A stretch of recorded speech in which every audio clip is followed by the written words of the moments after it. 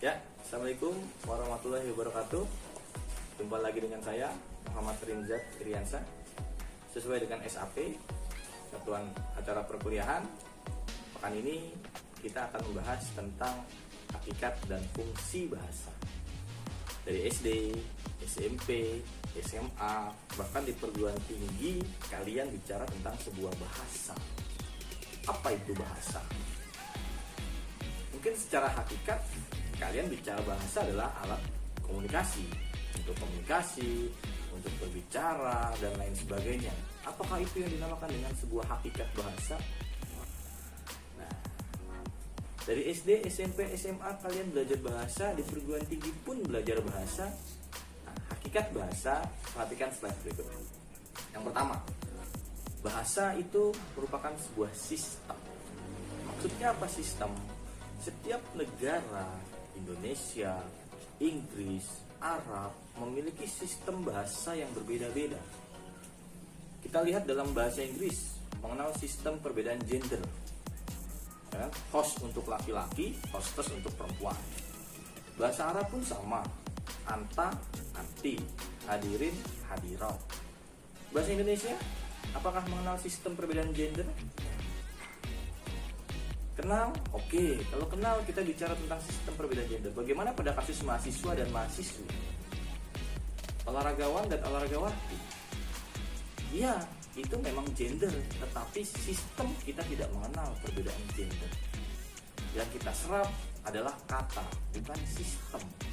Karena olahragawan, mahasiswa, mahasiswi, itu kita menyerap dari bahasa Sanskerta. Boleh menyerap, tapi sistem tidak boleh berantakan. Karena kalau sistemnya yang kita serap, yang dermawan hanya laki-laki, yang perempuan dermawati, nggak mungkin. Kenapa? Itulah sebuah sistem. Yang kedua, lambang. Setiap negara, jangankan negara, daerah saja punya lambang bahasa yang berbeda-beda. Yang paling general saja, di Jakarta, orang meninggal dilambangkan dengan bendera kuning. Jadi kalau kalian ke Jakarta, ada bendera kuning, representasinya adalah orang meninggal. Tapi kalau di Boyolali, dia menggunakan bendera merah sebagai simbol orang meninggal berduka cita. Di Riau, di Aceh, ada yang bendera hijau, ada yang bendera putih. Nah, itu sistem, itu lambang. Kenapa? Representasi lambang setiap daerah menimbulkan sebuah bahasa yang berbeda-beda. Yang ketiga, tadi sistem sudah, lambang sudah, dan yang ketiga adalah bunyi. Bahasa itu merupakan sebuah bunyi. Ya, antara bunyi E dengan E itu juga berbeda pemaknaannya. Kalian bilang rujak bebek sama rujak bebek, nah representasi maknanya juga beda. Walaupun bunyinya berbeda. Kenapa? Ya bahasa merupakan sebuah bunyi. Kentongan saja, satu kali pukul, tandanya apa? Dua kali, tandanya apa? Berkali-kali, nah, tandanya apa? Berbeda-beda. Kenapa? Bunyinya berbeda. Atau kita flashback lagi ke masa sekolah. Bel masuk sama bel istirahat beda bunyinya. Bel istirahat sama bel pulang beda lagi. Tapi biasanya kalau siswa yang diingat adalah bel pulang daripada bel masuk dan bel istirahat. Itu bunyi. Kemudian yang keempat, bahasa itu merupakan sebuah arbitrer. Maksudnya apa arbitrer? Mana suka? Suka-suka. Ya kan? Contoh, ini di depan saya ada namanya bunga-bungaan, kembang, pos, dan lain sebagainya. Kenapa namanya bunga? Kenapa? Ya bahasa bersifat arbitrer, mana suka. Ketika kita bilang ini bunga, pot, dan lain sebagainya, maka perlu dikonvensikan. Yang kelima, perlu kita sepakati bahwa ini adalah pot. Ketika kita menyebutnya ini pulpen, penggaris, berarti tidak sesuai dengan konvensi. Kita menyalahi sebuah kaidah kebahasaan. Karena awal mulanya bahasa adalah arbitrer, mana suka. Timbul kata-kata careless, kui, dari mana? Ya arbitrer tadi. Tapi tidak dikonvensikan secara nasional. Itu termasuk dalam bahasa slang, kreol, parol. Ada klasterisasi dalam sebuah kebahasaan. Dan yang terakhir, bahasa berkembang secara dinamis. Kenapa? Bahasa sebagai sarana perkembangan komunikasi untuk manusia otomatis harus berkembang sesuai dengan peradabannya, sesuai dengan masanya. Itulah yang bicara tentang sebuah hakikat bahasa. Lantas, apa fungsi dari bahasa itu sendiri? Pertama, bahasa sebagai sarana komunikasi. Iya, sudah jelas. Dalam bahasa, alat yang utama adalah sebagai alat komunikasi atau sarana komunikasi. Terkadang timbul sebuah pemaknaan yang keliru di dalam komunikasi. Kenapa? Kemampuan berbahasanya terbatas. Kemampuan organisasi yang baik akan timbul dari bagaimana kemampuan kita berbahasa yang baik. Contoh, kalian bertamu ke tempat teman kalian. Dalam ilmu pragmatik kita kenal 3 istilah: locution, illocution, dan perlocution. Kalian bertamu ke tempat teman kalian di siang bolong, ya kan? Sudah 1 jam bertamu, belum juga dikasih air. Sebagai tamu yang baik, tidak mungkin kita bertutur secara langsung. Maka kita akan berbicara kepada tuan rumah. Sepertinya sumur di rumah ini kering ya. Harapannya adalah yang punya rumah segera mengambilkan air, tapi tidak dijawab oleh yang punya rumah. Iya nih, lagi musim kemarau. Buat mandi aja susah. Kenapa? Ya tadi timbul sebuah miskomunikasi, kesalahan berbahasa. Kemudian yang kedua, bahasa berfungsi sebagai sarana integrasi dan adaptasi. Maksudnya apa? Sarana integrasi dan adaptasi. Adaptasi kita ketika kita hijrah dari satu tempat ke tempat lain, kendala yang pertama adalah bahasa. Itulah bahasa sebagai sarana integrasi dan adaptasi. Kemudian yang ketiga, bahasa sebagai sarana kontrol sosial.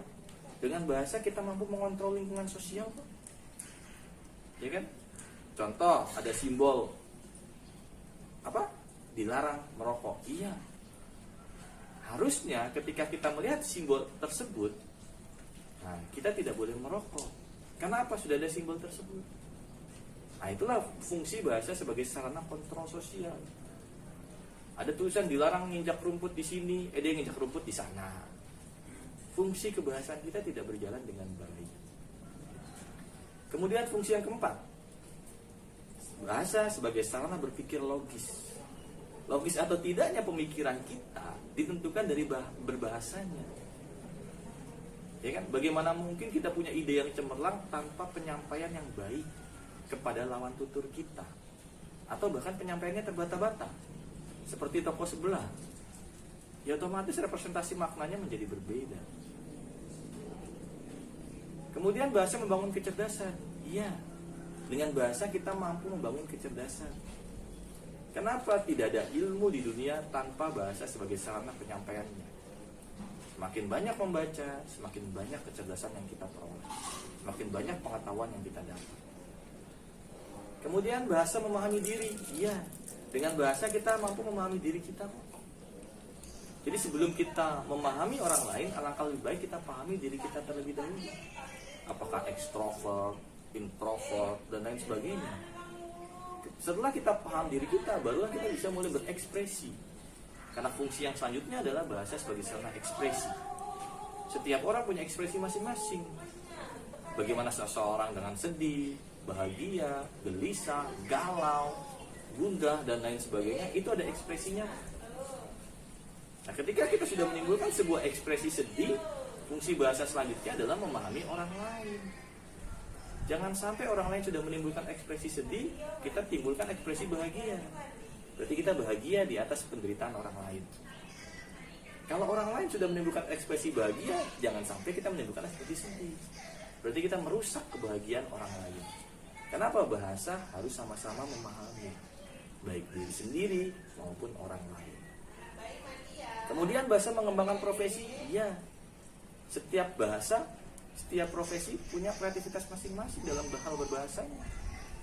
Semakin tinggi kemampuan berbahasa kalian, semakin baik profesinya, ya kan? Semakin baik tingkat kreativitasnya. Sastra, puisi, mural, grafiti, itu sebagai sarana kreativitas juga. Bahkan seorang supir truk saja punya kreativitas tingkat tinggi di dalam hal imajinasi. Karena saya yakin setiap truk selalu ada penuh dengan tulisan atau gambar. Kutunggu jandamu, ya kan? Dan lain sebagainya lah, banyak. Tapi representasinya bisa berbeda, tergantung bagaimana tingkat intelektual. Itulah hakikat dan fungsi bahasa. Oleh sebab itu, ketika kalian menggunakan bahasa sebagai sarana komunikasinya, berbicaralah yang baik sesuai pada tempatnya. Karena dengan kalian berbicara yang baik, mencerminkan, merepresentasikan pendidikan. Mungkin itu pertemuan pekan ini. Kita ketemu lagi di depan selanjutnya. Kurang lebihnya mohon maaf. Wallahul muwaffiq ila aqwamit thoriq. Assalamualaikum warahmatullahi wabarakatuh.